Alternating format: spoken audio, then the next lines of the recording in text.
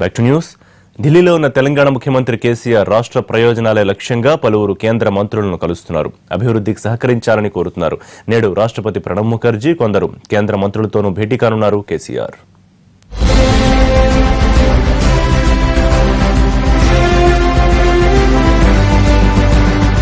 మంగళవారం కేంద్ర మంత్రులు అరుణ్ జైట్లీ, నితిన్ గడ్కరీతో సమావేశమైన సీఎం కేసీఆర్ రాష్ట్రానికి సంబంధించిన పలు అంశాలపై చర్చించారు. రాష్ట్ర అభివృద్ధికి సాయం అందించాల్సిందిగా కోరారు. సాయంత్రం నీతి ఆయోగ్ ఉపసంఘం సమావేశానికి హాజరయ్యారు సీఎం. కేంద్ర ప్రాయోజిత పథకాల కుదింపుపై అందులో చర్చించారు. అనంతరం ప్రధాని మోడీకి ఉపసంఘం సభ్యులు నివేదిక అందించారు. కేసీఆర్తో పాటు మధ్యప్రదేశ్ సీఎం శివరాజ్ సింగ్ చౌహాన్, రాజస్థాన్ సీఎం వసుంధరా రాజే, జమ్మూ కాశ్మీర్ సీఎం ముఫ్తీ మహ్మద్ సయ్యద్ తదితరులు హాజరయ్యారు.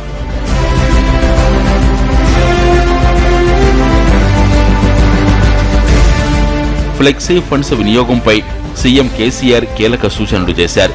10% ఉన్న ఈ రాష్ట్ర నిధుల్ని 25% పెంచాలన్న కేసీఆర్ ప్రతిపాదనను కమిటీ ఆమోదించింది.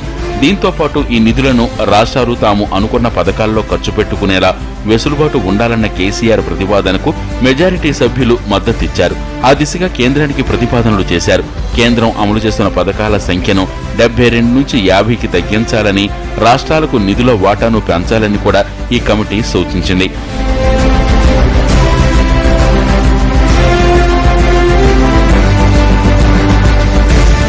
కేసీఆర్ నేడు పలువురు ఢిల్లీ పెద్దలను కలవనున్నారు.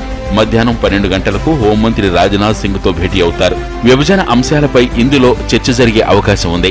1:30 సమయంలో రాష్ట్రపతి ప్రణబ్ ముఖర్జీని కలుస్తారు. త్వరలో నిర్వహించబోతున్న చండీ యాగానికి రమ్మని రాష్ట్రపతిని ఆహ్వానించనున్నారు కేసీఆర్. విభజన తర్వాత తెలంగాణలోని పరిస్థితులను రాష్ట్రపతికి వివరిస్తారు. కేంద్ర మంత్రి ప్రకాష్ జవదేకర్తోనూ సమావేశమయ్యే అవకాశం ఉంది. తెలంగాణలో పెట్టుబడులు పెట్టేందుకు పలు సంస్థలు ముందుకొస్తుండటంతో వాటికి త్వరగా పర్యావరణ అనుమతులివ్వాలని కోరనున్నారు సీఎం.